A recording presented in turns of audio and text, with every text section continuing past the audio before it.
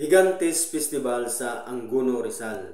Ang Higantes Festival ay isang masayang piyesta sa Pilipinas na ginaganap tuwing Nobyembre 22 hanggang 23 sa bayan ng Angono, Rizal. Bilang parangal kay San Clemente, ang patron ng mga mangingisda. Ang pagdiriwang ay kilala sa mga dambuhalang paper mache na higante o higantes na siya ang pangunahing tampok ng parada at selebrasyon.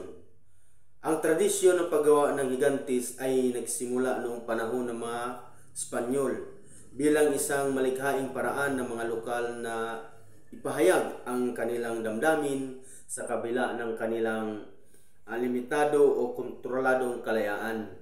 Ang higantes ay orihinal na ginawa upang sumalamin sa mga sindero, ngunit sa kalaunan ito ay naging simbolo ng masayahing diwa ng mga taga-Angono at bahagi ng pagdiriwang kay San Clemente.